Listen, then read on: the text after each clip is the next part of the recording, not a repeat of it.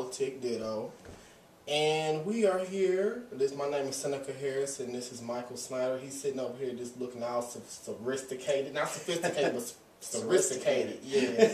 We're back, like I told you, this is part 2 of our political series. And, it's been a lot going on in the news media the past couple of weeks, particularly in the past week actually. There's been a lot going on in the media. And today I kind of want to focus in on the entire Arizona shooting that took place last Saturday, where there were several people shot and wounded. And we really want to talk about the causes and the reasons behind this, and what needs to change in the political system, in the political scene, and how we can prevent situations like these happening in the future. So, Michael, we're going to let you start this out, and I'm going to chime on in, and tell us what were your thoughts when you first heard about this situation, and tell us, in your words, like could you believe that this actually happened? I do have to say, with all the political upheaval that's been going on, with the new Congress coming in and new changes taking effect politically, it doesn't surprise me, because that's almost been like a political firestorm. You just constantly see, like, even in the Republican speech when they took over, and Mr. Boyner gets up there, it's almost like, we're gonna do, and it's almost like a cry to charge, a cry to take up arms, almost, so to speak. It has a very excitable, fiery overtone to it as well. So I hear about the shootings and I'm like, wow, really? Somehow, it doesn't surprise me. Right. And it's, to me, like you just said, I'm going to piggyback off of that, it's almost like a pressure cooker. All that pressure is cooking, and all that heat and intensity is building up, and something is bound to happen with all this political tension between the parties. And in the events leading up to this, I kind of felt that there was something bound to happen. Like you said, with the new with the changeover, with the Republicans coming in, I really kind of felt that tensions were going to rise, and I didn't think that something of this magnitude would occur, but I'm not really surprised that it happened either. Right. Because we've been hearing, like, if anybody that's been watching, several news networks, i.e. Fox Network, we've been seeing, like, for several months, the hatred and I don't want to say analogies, but like the sleight of word, for lack of a better term. Right. Not really sleight of hand, but sleight of word. Well, and we've been seeing how a lot of this has been, it's kind of been spewed from their network, and we've kind of seen how, several people have been kind of concerned about this, but, now we see that those concerns were legitimate, because, like, and I always knew, like, because people that watch Fox Network, and I mean, me personally, that I've seen, I've worked with people that are really, far right wing, and they watch Fox. Some of these people aren't rat type, and they believe anything that comes from Fox Network, and it's really, to me, the last time I checked, news is supposed to be,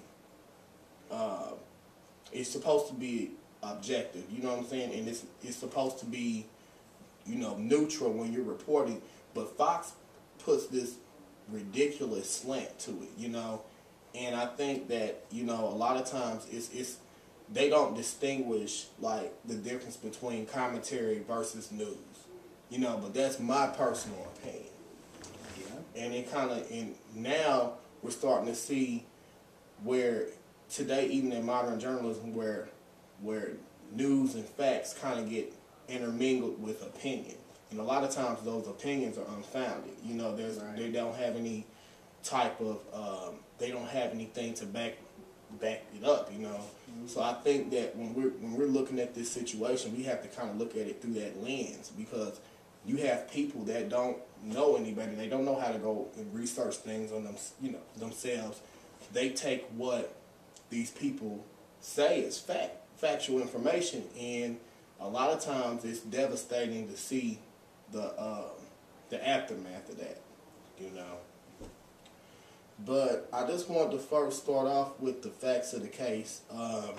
Especially, I want to look at the gunman himself, because when we look at this guy, this guy wasn't. I don't think he was that old. Like, I believe he was in his late 20s, wasn't he? No, he's in his early 20s. Like, they said that he was born 22, I think. Yeah. Yeah, my apologies. And I'm like, wow, you want to talk about, troubled youth. And he's a young adult, but I still think somebody at that age is still in their youth. Right. And what could this person at this age, for him to have this much hatred in his heart, like, what has he been fed? Like, as far as, like, Yeah, where did this come from? Yeah. Where did this all start and come from? Yeah. And I'm judging from some of the stuff I've heard about him and seen about him, I personally think that there's a lot of heavy schizophrenic overtones. Mm-hmm. And, certainly a heaping helping of paranoia, which, schizophrenic tendency to be that paranoid, about mind control and all this, and, obviously the guy's got problems. However, look at the people that, are normal people that maybe are just taking for granted what's spoon-fed to them by certain individuals. Is the damage, maybe they didn't go out and pull a trigger, but is the damage that's being done still worthy of significance as well? Right. Well, you bring up the whole mental health issue, and the way I feel about it is someone should have seen the warning signs. They should have, and so many times, like, especially when we're going to be dealing with a topic coming up tomorrow, actually. Be sure you guys tune in to our Blog Talk Radio show. But in general, so many times people sit back and they see the warning signs of something and they ignore them. And then when something happens of this magnitude, then everybody wants to sit back and stand back and say, I never saw this coming. I never would have thought that this person would have did this. But yet, you had all the warning signs in front of you, and this guy, he's had writings out there. He even has a YouTube channel, and he clearly states his views on certain situations and certain topics and stuff like that. And people, it's hard for me to believe that no one saw this coming. Especially, like, does this guy have family? Does this guy have friends around him? Which, I did some research on him, and according to what some of his friends said, like, he was that type of person. He always say to himself, but they noticed that that he began to change because he went through a bad breakup with his girlfriend, Boo Hoo. But anyways, like, they say he went through a bad breakup, and then at that point, that's when they noticed him. They knew of him, doing several different types of drugs. He was doing mushrooms, LSD, and on top of that, he was, a heavy alcoholic, And already with schizophrenic overtones. Wow, that's going to make for a wonderfully deadly combination. Yeah. So it's not one of those things. People knew that. People saw the warning signs, but no one wanted to say anything. Now, to me, I'm not blaming anybody in particular, because who would have known that he would have actually went after this particular woman? Right. But, like I was saying, like, with the whole alcoholic tendencies that he had, they said, like, at one point, he even suffered from alcohol poisoning because he drank so much, I wonder if he was attempting to self-medicate some of his with his mental difficulties. I really don't know. But but you know, other people's like getting back to like what I was saying about other people not noticing what the changes. I guess he was he worked at Quiznos for a brief moment, and they even noticed like his personality, the transformation of his personality. And briefly, they said like he worked at an animal shelter, and you know, they noticed that he some disturbing tendencies that he had, and they told him not to return. So all these people noticed that something was not right about this individual, and for them to like tell him not to return, I mean, they were very uncomfortable about that. People knew that that something was wrong, and knowing that this guy had a history of mental illness, that someone should have been checking up on him, you know. So that's one of the things I was saying, like, even the U.S. Army kind of confirmed that Loeffner had been rejected as unqualified. So even the government knew, you know. So there were signs that this was going on. Not to mention all the stuff that he had out in the public, as far as like videos and writings are concerned. So it's very disturbing. Like like I said, whoever knew that he was going to do this. Right. So I don't know, but I guess I want to kind of touch on. Everybody's asking, why did this happen? What contributed to it? And I really don't want to place the blame on anything, but but really he wasn't a part of the Tea Party per se, but he was a part. He was definitely a part of his own unique combination. We could say that. Which we were just researching that before we got on air, and I mean, you want to talk about someone that's extremely to the right, like some of these Tea Party members had nothing on him, pretty much. I don't think that's the right. You turned so far one way, you done going back the other way. He did a 360. Yeah, he did a 360, and it was just wow. He's a part of this organization. I'm gonna find the name here real quick. It's called Sovereign Citizens, where they believe that we should go back to the old way of doing things in the government, where before all these amendments were made to the Constitution and this, that, and the other, they believe that we shouldn't pay taxes and this, that, and the other. Like, we should not be subject to the laws of the country. Yeah, almost like complete anarchy, I would think. Well, it has that overtone. Yeah, and I mean, judging by what he did, I mean, I guess you would consider that complete anarchy almost, because it's really sickening. And I'm not saying that.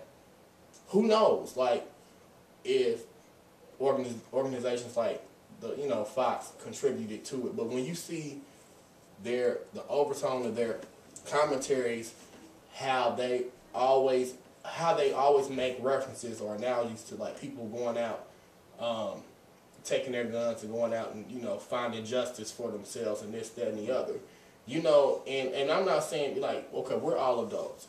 Like, it's just like that old. Kind of like that old argument that kids are influenced by violence on TV and video games, stuff like that. But really, there's some truth behind it, especially when you're dealing with unstable individuals that have mental illness. Now, the average person is going to have enough sense to know what, hey, I can't go out here and shoot people and kill people and this, that, and the other. But still, you have to recognize their mental illness is real, and everybody else. A lot of people aren't going to be able to make that distinction between.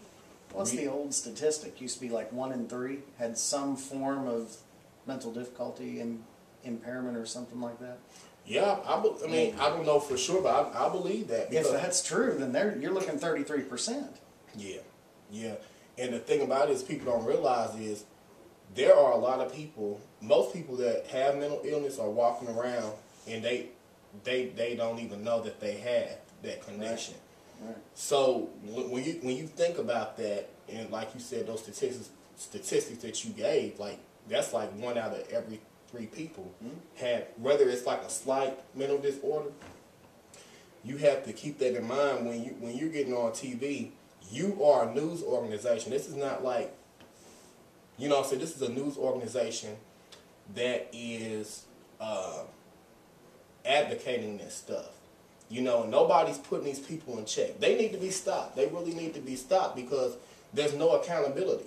But then again, we open the whole, when we go to, we have to, you know, should we? Yeah, I agree. But then you're going to open the whole can of worms on censorship. Yeah. And freedom of speech. But really, what about, where do we draw that line, though? That's true. And that's the great question. Because do we draw the line when it begins to, when it starts killing people? Yeah, I think somebody. Just like they say, like they say, you may have the freedom of speech, but you can't go into a crowded movie theater and yell fire. Yeah. You know, I think when it starts to intrude on other people's civil liberties and their just basic rights, I think that's when we need to draw the line. Even with gun control, I think that gun control, we should have it to a certain extent for the people that are irresponsible, but I don't think it should be something that's taken away from people. But I do think that we need stipulations on it. I'm really surprised that since this guy, you know, did have a gun and did go and shoot people, I'm really surprised that hasn't been more of an issue in this. Yeah.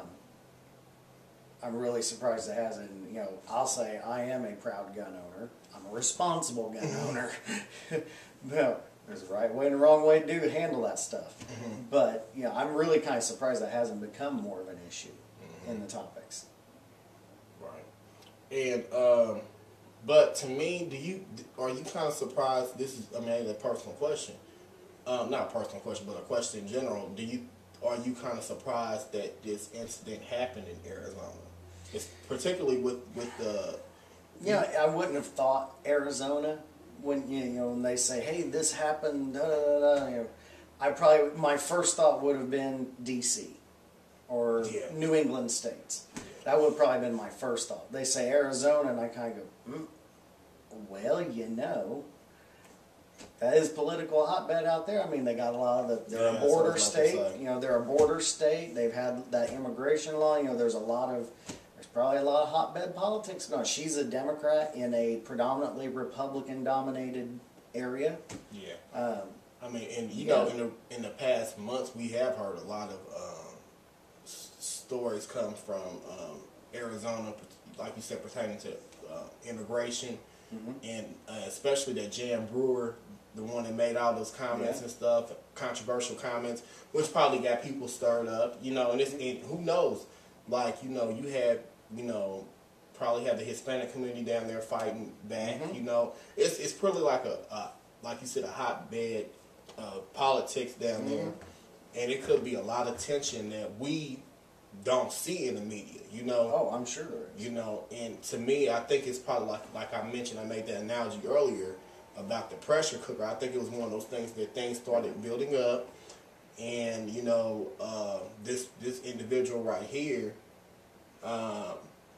You know, it just took them over the edge. I think it did. And unfortunately, though, nothing changes in the United States of America until somebody dies for it.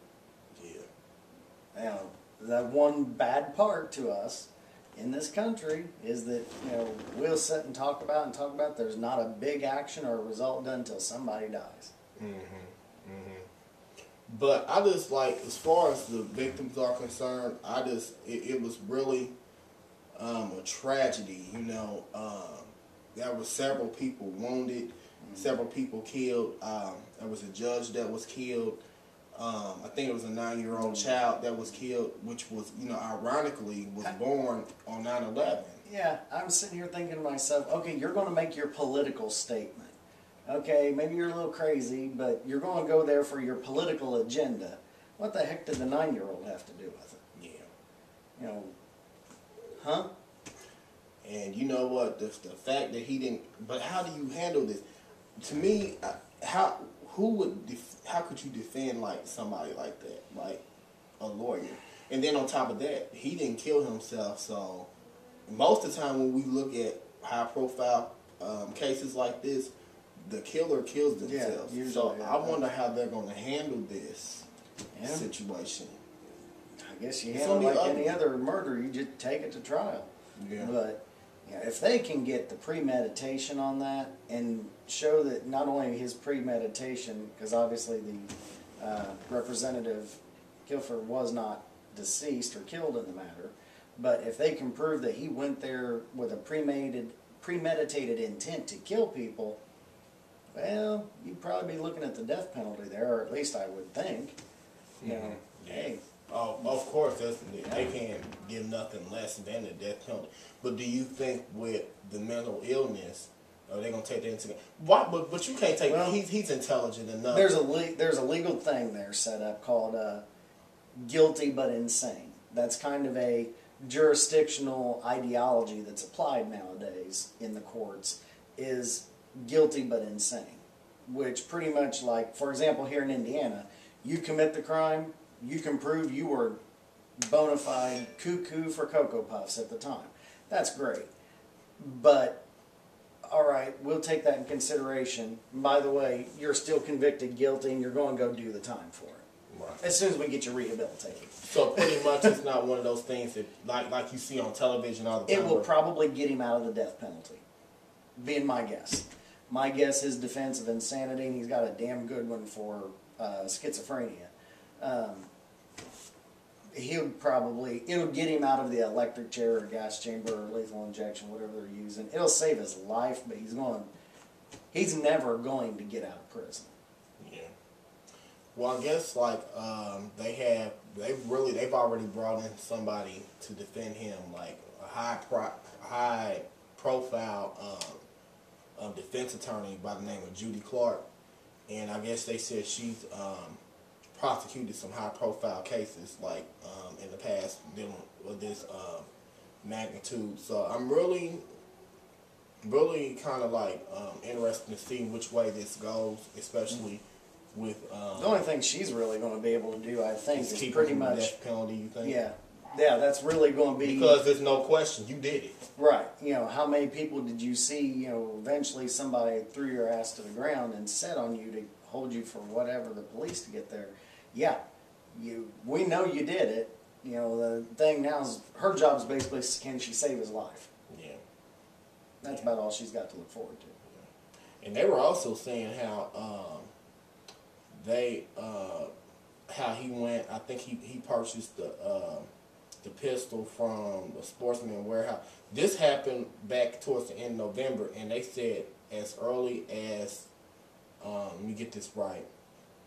7:28 that morning of the actual shooting, they saw him at Walmart purchasing this ammunition. So, I mean, it's sad that people couldn't piece all this together ahead of time, and they were talking about how he even had posted some stuff on MySpace that morning. MySpace or Facebook? No, MySpace. Oh, really? He posted something on MySpace. I guess they had, how they probably had those, they still had those blogs and stuff on there. Mm-hmm. And I guess he posted something on there that was kind of, now people look back on it, it was kind of questionable what he wrote. Mm-hmm. He was pretty much telling everybody, goodbye friends, please don't be mad at me for doing what I'm going to be doing. Yeah, I remember hearing this now, yeah. So it's just, at the time, who would have thought that he was going to do this? But it's just one of those things like, you looking back on it, like they say, hindsight is 20/20. Yeah. Who would have thought that this would have happened? But knowing what we know now, like somebody should have seen something. Somebody should have noticed something. Somebody should have known that, hey, this guy's going to purchase ammunition. He's doing all these questionable things, and people know about his past. People know that he has mental illness, and people weren't watching that. That's what kind of makes this whole situation just very tragic. I wonder too, I think about this situation, I go, okay, let's say people did speak up and say, hey, this guy over here's nuts. Mm-hmm. And kind of out there, you might want to keep an eye on him. We know we don't live in a perfect world. Mm-hmm. We know that. We know it's not a perfect world.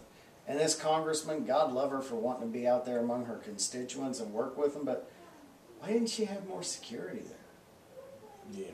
I mean, obviously, if people would have spoken up, and we don't know, it's not all out yet. Maybe one or two people have spoken up. That might come out eventually. Who knows? Yeah. But because this early, this is still right. early in the proceedings. Right, we're still getting into this real good, and it's going to go for a while. But my curiosity would be is, what if somebody had spoken up? And she had, like, okay, for example, the president comes through, he's got the Secret Service, man. They rehearse. They know these people's faces if they're on a watch list, you know, names and stuff. You know, the police stopped that, this man, the morning of the shooting. Right.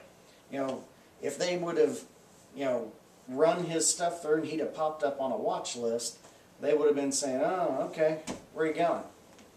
What are you doing? You got some gun ammo there. Where you been? Where'd you get that? What are you doing? Okay, well, we may not have enough to effect an arrest, but we'll be watching you. Right. You know, could it have possibly avoided the tragedy? I don't know. Who's to say? But I don't know. Is that something that, you know, better security for our officials out there? Maybe a good idea? I don't know. But you know what my thing is? You know, with this whole situation with this shooting and stuff like that, you know, I mean, you know, Palin was wrong for, you know, I guess she had some type of map with target zones with the different districts and stuff like that.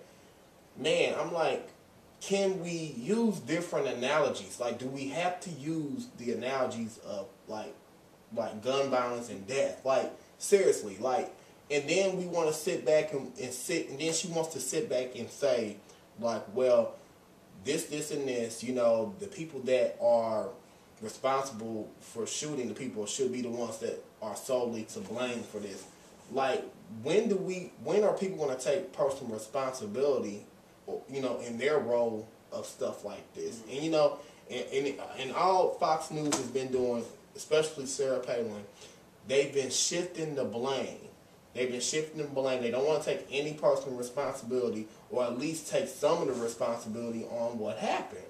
You know, like I said, and we've been, you know, and several people have been making note of this for months. Like, you cannot get on TV and make these inferences to gun violence and death, and then think that something eventually is not going to happen. You know, you have a lot of people that are you know, that are radical with their beliefs. I mean, you would be surprised how people are so radical in what they believe in, and then you, as a quote unquote news organization, you get on here and then you make these talking points as if they are factual information, you know, as if it's factual, and then you wonder why people actually go out and do stuff like this, you know. And the bad part is, those people that are putting some of that stuff out there, in their mind's eye, they believe it's fact. Yeah. They do. Yeah. You can't tell them otherwise. Can't convince them for a second. That's true. It's like, wow. So it's going to be really, you know, like I said, this is like, this whole situation is kind of like when you first get an injury, sometimes you don't feel it until you know, to the next day. I think right now it's only been a week, a little over a week since this happened. And I think right now, things are... It's just starting to get the ball rolling.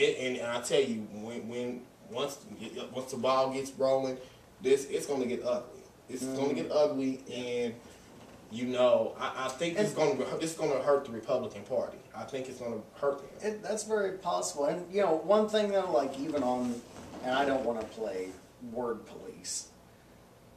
You know, like in the phrasing of target and this and that. I understand. You know, people have got to use a little common sense when they're out there talking to this stuff, because again, this whole pressure cooker concept is, you know, it's going to keep going, and we're getting ready to start really soon, and it's already somewhat starting on the next presidential election. We're going to have more debating, and it's going to get ready to start beginning all over again. You know, I don't know. You know, I understand people have got to realize that there's a professional, I guess, more professional standard that needs to be employed. But at the same time, you can't word police everything to death. Yes. So, you know, really, I guess, how do you think that that'll impact the upcoming presidential election? Because we're getting ready to get started deep into politics again.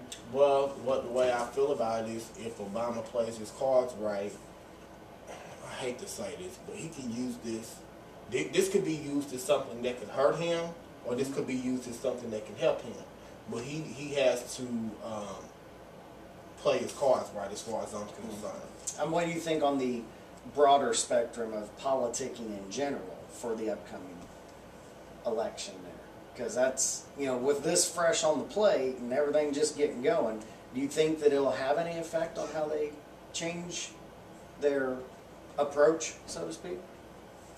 Do you mean as far as the Republican Party is concerned, or just Any of them? I think it is going to have an impact on how they approach things, because now I think the way we look, the way things are now, and you know, from what I've heard, things have been a little more calmer now that this has happened, because you know, people at this point are trying to play their cards carefully, because you know, with all this blame being thrown at the Republican Party right now, I think they are kind of tiptoeing around, making sure they don't want to rustle the feathers too much. And I think that this is going to, I'm hoping that this is going to how should I say this? I hope it kind of changes how they approach politics. And like I said, to me, it's not even the thing that they disagree with the Democrat or Democrats or progressives. It's how you voice your positions that kind of, you know, makes things, you know, builds the pressure cooker. Yeah. So I think, I'm hoping, I can't really say, but I'm really hoping that this changes the whole political atmosphere. And, you know, and I hope it... One of the things I absolutely hate about when you get around the time of the years where they start doing presidential elections is, I call it scream-o-vision. You know, you get on those political talk shows, like, and it's like, scream and yell back and forth. And I'm sitting there going, really? You know, okay, let's change the channel. But, you know, that's me. I guess there's some people that do like listening to that, but to me, it's noise. It's scream-o-vision. Yeah. Like, when you stop screaming and yelling at each other, let me know. I might tune back in. Yeah. But and you know, and believe it or not, that turns a lot of people off from politics, especially a lot of younger people. They just don't want to be involved with that. yeah, and unfortunately, that's the audience that we need to get more involved.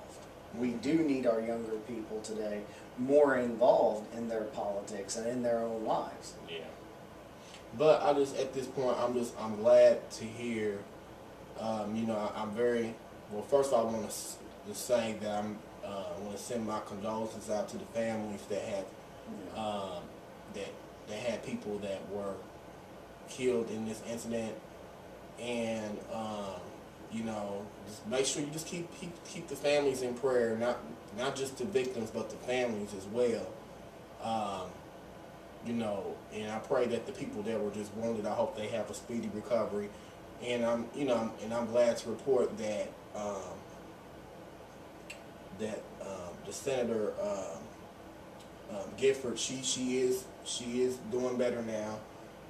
She's in stable condition. They were saying how I think a few days ago they said how she opened her eyes for the first time. So I'm glad that she seems to be showing some progress. So, you know, it's no winners in this whole situation. Just everybody loses in this situation, you know. And I really want, I don't know if I want to say this, but you know, my thoughts go out to the perpetrator's family too, because they're probably going through a lot too. You know, a lot of people ridiculing them. You know, and it's just like all around. You know, nobody won out of this situation. Right. And I mean, you know, I do have a certain degree of sympathy for his family, because obviously, you know, they're not going to condone what he did. Yeah. And they're going to say, "What the hell is this? Is he nuts?" But still, it's their child. Yeah, it's their child. You know, so I really think that we, as people that, even bloggers, even people, I think we have a responsibility to take personal accountability of what we put out in the public, you know, and we have to really be careful in how we phrase things and frame things and be clear and concise, because we can't assume that everybody is on the same mental capacity or intellectual capacity that we're working on, you know, because as we see through this whole situation, like this is a perfect example that to where people will take something that they heard on a news organization or on TV in general as fact, and they'll run with it, you know. So I guess that's the moral to the whole story, and I hate to say this, but it probably took this tragedy to kind of, you know, bring to light the issue. Yeah. No, like I said earlier, you know, we don't make a change in America until somebody dies. Yeah. Yeah. Well, you know, and that's countless examples I wanted to go through. I mean, not countless, but several examples I wanted to go through with, you know, examples of like how, you know, Fox has always, you know, kind of promoted indirect violence towards people. But I mean, why even go through it? We all know it, you know. So I just wanted to come with this special addition to Politic Diddo, because this whole situation was just unfortunate. It really was. A lot of people died. You know, that had nothing. You know, I don't know. It's just, I don't know. But do you have anything else to say before we head out? No, not that I can really recall, other than you know, yeah, terrible tragedy with a lot of innocent lives lost, especially the child. Yeah. Very sorry to hear about the child. You know, hopefully we can pick up and move on, and hopefully change some things down the road here. Right. Well, we're going to sign out for now. Be sure to check out our show tomorrow. We're going to try to have this posted up later this evening. But we do have a show coming up tomorrow. It's going to be a very, very, very, very controversial show on Blog Talk Radio, entitled "Do You Really Know Your Man?" It's going to be episode 10. Hit us up on Twitter. We'll have updates for that. Twitter.com/UCOFW. Or, you know, make sure you subscribe. Let us know how do you like this series. You know, let us know what we can do better, or, you know, just topics or whatever you want us to kind of incorporate into the new show. We got some upcoming things that we're going to be doing this year. We're going to be getting the website up hopefully here in the upcoming months. So keep a eye out on that. And Michael, do you have anything to say about your website? You know, my website, I deal with spiritual, metaphysical, personal spiritual, metaphysical development, and Reiki education. You can check out my website at www.sunrisehumanity.com. If you wish to contact me, my email address there would be michael@sunrisehumanity.com, MICHAEL. Again, all that can be found on my website. Feel free to check it out. Again, check out my links of interest page on there as well. Has all the UCOFW links on there, as well as some other things that I definitely approve of. And would love to have your comments. All right, we're going to sign out. Once again, it's the Urban Coalition of Freelance Writers, where we shine the light on issues impacting the urban community. Stay tuned, because we have one more video for you guys. So we will talk to you later, and hopefully you will check us out tomorrow night at 9:30 at 9:30 to 11, and we hope to see you guys there. Thanks for watching.